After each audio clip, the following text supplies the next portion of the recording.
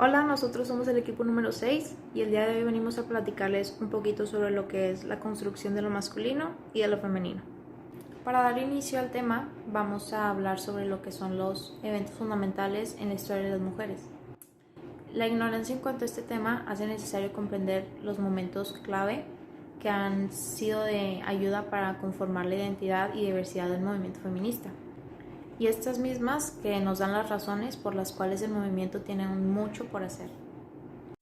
En 1848, en la conferencia de Seneca Falls, surgió un polémico documento que denunciaba la prohibición implícita y efectiva de que las mujeres participaran en el voto de las elecciones y de los cargos públicos. En 1869 se dio el inicio del movimiento sufragista, con el libro Sujeción de la Mujer, donde se abre el campo de batalla para el movimiento sufragista en Gran Bretaña. Después, en 1893, Nueva Zelanda es el primer país en admitir el voto femenino en el contexto de la contienda. En la década de 1900, con el comienzo de los movimientos laborales feministas, específicamente el 8 de marzo de 1908, se inicia una protesta laboral para reclamar jornadas menores de 12 horas, mejores sueldos, el fin del acoso sexual en el trabajo y el fin del trabajo infantil. En 1947, la igualdad salarial entre hombres y mujeres aún no es una realidad. Sin embargo, Suecia destaca por ser el primer país en declarar el derecho al mismo sueldo por el mismo trabajo. En 1948, en la Declaración de los Derechos Humanos, se hace explícito el mandato de reconocimiento de igualdad de género ante las leyes en todos sus ámbitos. En 1968, en el debate sobre los derechos reproductivos de la mujer, se toma conciencia sobre los derechos de la mujer sobre la reproducción.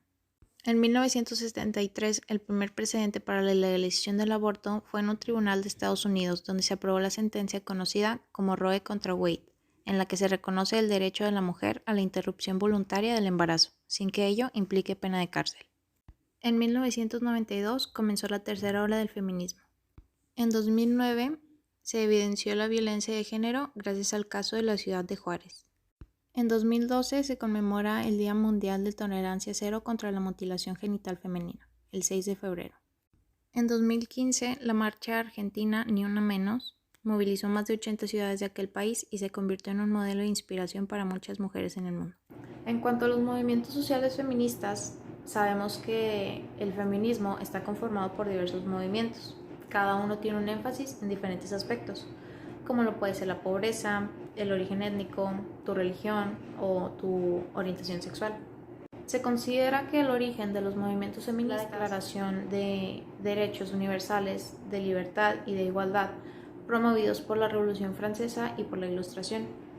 En estas épocas las mujeres estaban tomando conciencia de su situación y querían reivindicarse en cuanto a la libertad y la igualdad. Sin duda, el feminismo no solo ha conseguido combatir la invisibilidad y la ausencia de las mujeres en la sociedad, sino que también ha ido formando y transformando los entornos significativamente. Ok, yo les voy a hablar sobre lo que es los movimientos sociales de los hombres, y lo que buscan estas manifestaciones es la mayor igualdad de derechos, la libertad y sobre todo el combatir estereotipos que se han escuchado durante años, el cómo en realidad debe ser un hombre, lo cual no debe ser así. Además, las manifestaciones se plantearon objetivos, los cuales son el que cada hombre se exprese como quiera, o sea, no hay manera de ser hombre, o sea, bueno, expresarse, pues, el prevenir el machismo en la sociedad, ya que lo único que estamos generando es desigualdad entre los seres humanos, el cambiar la masculinidad tradicional. La masculinidad tradicional vendría siendo la que hemos escuchado durante años, como el que los hombres no lloran, el hombre es agresivo, el que no deben utilizar el color rosa ya que los humanos son hombres, el que siempre deben gustar los deportes, y lo único que estamos generando en transmitir los estereotipos es el volver a la comunidad más tóxica, y pues no se está promoviendo, no se va a promover lo que es la igualdad de género. Además de lo que me refería con igualdad, me refería a una marcha que se hizo en España, lo cual los hombres estaban peleando lo que es el lado de la custodia, ya que ellos decían que porque no los hombres se podían quedar con los hijos, ya que ellos se sentían capaces de criar a un hijo. Y pues por último yo pienso que es importante escuchar las propuestas de la nueva masculinidad, ya que los estereotipos que se presentan en la sociedad nos obligan a actuar como ellos quieran y nos limitan a muchas cosas, y pues lo que estamos haciendo con esto es pues no promover la igualdad de género. Y ya, bueno, yo les voy a hablar sobre lo que es la identidad de género y es la manera en que cada persona siente su género sin importar su sexo biológico. O sea, me refiero que puede ser hombre, pero él se siente cómodo siendo mujer.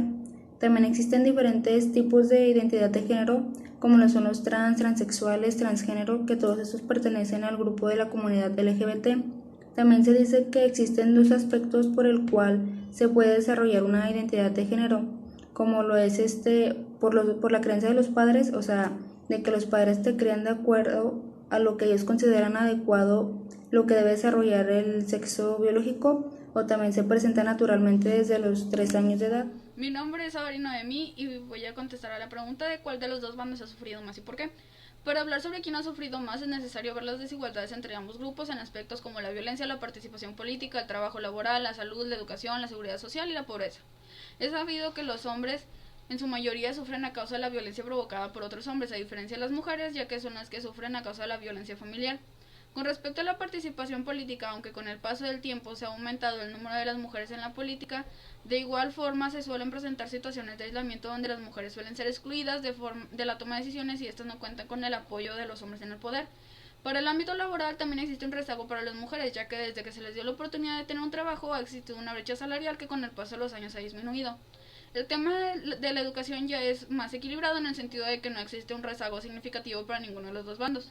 En los últimos tres aspectos, que son la educación, la seguridad social y la pobreza, presentan un mayor rezago los hombres, ya que gran parte de la población económicamente activa la constituyen ellos, por lo tanto son quienes carecen de estos servicios. En base a lo anterior se puede concluir que quienes han sufrido más son las mujeres, ya que éstas han peleado desde hace muchos años por obtener las mismas oportunidades y tener los mismos derechos que los hombres, pero es evidente que ni aún en estos tiempos se ha obtenido esta meta, sino que solo se han obtenido pequeños avances. Otra pregunta que me gustaría contestar es, ¿bajo qué conceptos se educan ambos sexos? Vivimos en una sociedad que tiene creencias muy arraigadas. Por ejemplo, antes se tenía la creencia que la mujer era la encargada de realizar las labores de la casa, mientras que el hombre era el encargado del trabajo y llevar así dinero a sus hogares. También se les inculcaba a las niñas desde muy temprana edad a darse a respetar y no usar ropa corta cuando estén en presencia de hombres, sin importar si estos eran o no parte de la familia. También de aquí surge la frase que el hombre llega hasta donde la mujer le permite. Ahora hay mujeres haciendo actividades que antes eran consideradas para hombres y hombres haciendo actividades pensadas para mujeres. Por otro lado, ahora se educa del mismo modo a ambos sexos, dejando fluir su identidad sin prejuicios y teniendo en cuenta que todos merecemos respeto por igual y no hay que darse a respetar porque es algo que uno merece sin importar su género o identidad. En este video voy a responder la pregunta ¿qué es la identidad? Y bueno, a lo largo de la historia han habido demasiados autores que han intentado responder esta pregunta. Demasiadas personas porque es una idea sumamente subjetiva. Entonces, para no irnos tan lejos, voy a dar las dos principales, o bueno, los dos significados que encontré de dos autores y después voy a dar mi significado de acuerdo a mi contexto, de acuerdo a lo que he leído, porque leí un chorro. Entonces, bueno, de acuerdo con la postura de Gilberto Giménez, la identidad resulta de un proceso social. Es en el sentido de que surge y se desarrolla en la interacción cotidiana con los otros. El individuo se reconoce a sí mismo solo reconociéndose en los otros. Eso es la postura de Gilberto Giménez. Y el significado de esta otra autora que se llama Almudena Hernando dice que la identidad es un modo personal de identificarse y diferenciarse de los demás.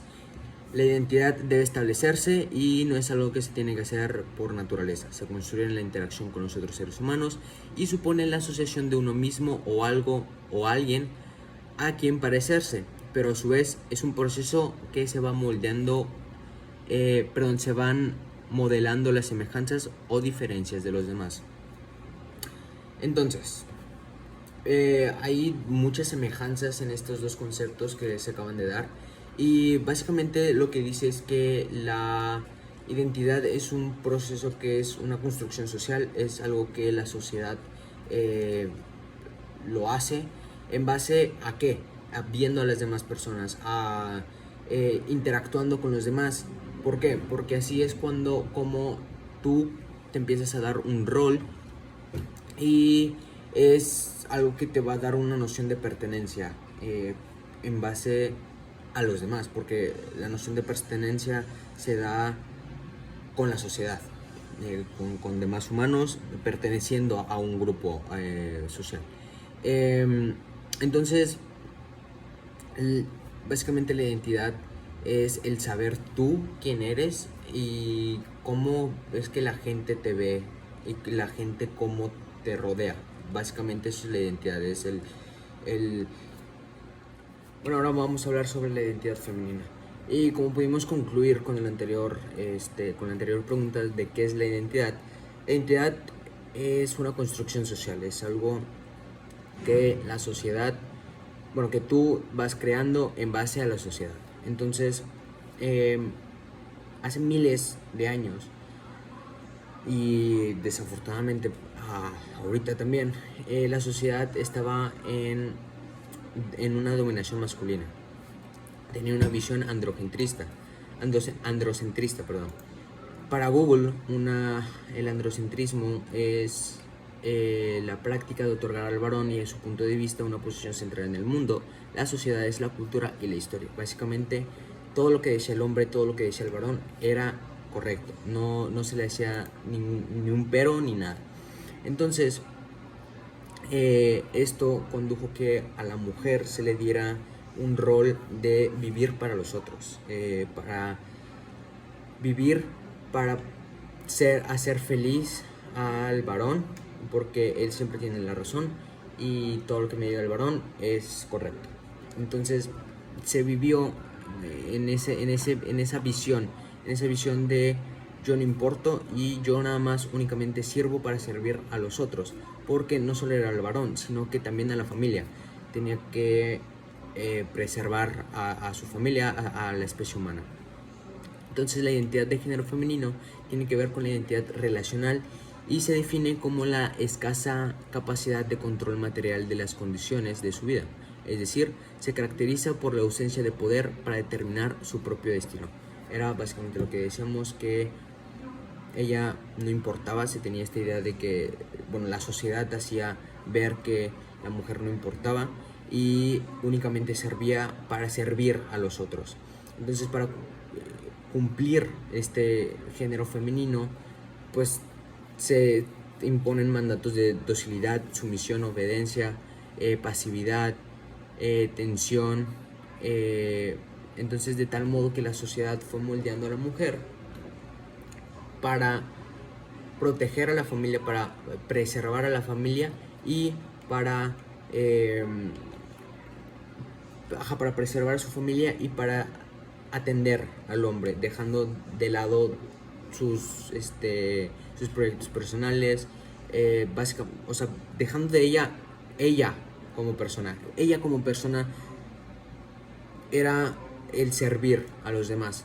Entonces, al momento de que una mujer no seguía con este rol y decidía el ponerse a ella misma primero, la sociedad, que era lo que sea, la abandonaba, le daba una desaprobación. Entonces, al momento de que la sociedad hacía eso, la mujer padecía de autocrítica, de sufrimiento, porque la sociedad la abandonó. Entonces, básicamente eso. En conclusión, la mujer, antes, la identidad femenina se basaba en la sumisión y en el vivir para los otros, en vivir para servir al hombre y a mi familia, y no importa mis proyectos personales. Bueno, ahora la identidad masculina. Lo masculino no es ninguna esencia, es decir, el hombre nace y el varón se hace, por así decirlo. Lo que son las características que solemos identificar como masculinas no son innatas, sino que son consecuencia de un proceso de socialización que pretende las relaciones de dominación entre los sexos. La identidad, o mejor dicho, la condición masculina, es por tanto un producto social, un resultado que podemos modificar en uso de nuestra libertad si es que deseamos una sociedad en la que ningún sexo oprima al otro. La masculinidad se relaciona con la fuerza, con la agresividad, con la violencia, o lo mismo que la necesidad social de probar continuamente que es un hombre. La construcción de la identidad de género, esto se inicia desde el vientre materno, cuando los padres conocen el sexo del feto. Esta diferencia biológica repercute en la actitud que los padres o sustitutos y en general las personas que rodean al niño asuman ante él, orientándolo de diversas formas que actúe como lo haría un hombre masculino.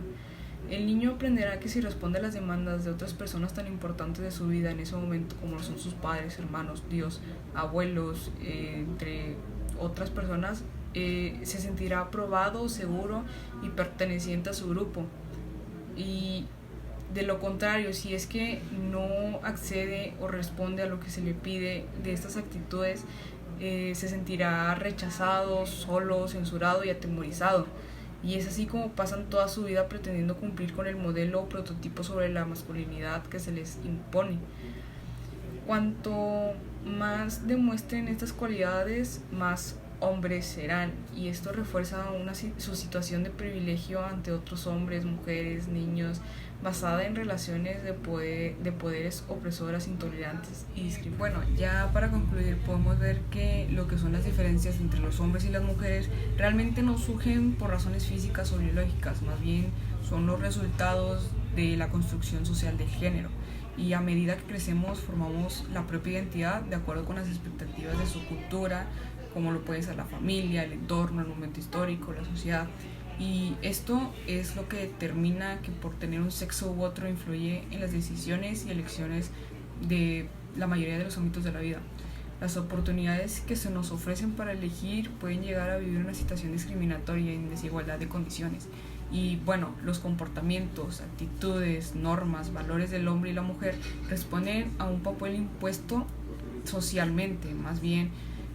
Esto puede ser modificado, ya que actualmente existen organizaciones políticas y sociales que promueven los cambios necesarios para poder conseguir la igualdad entre hombres y mujeres. De igual manera, gracias a la utilización del enfoque del género, se pueden detectar situaciones de desventaja de un sexo respecto al otro y encontrar con mayor facilidad lo que son los argumentos y herramientas para poder combatirlos y modificar estas diferencias sociales.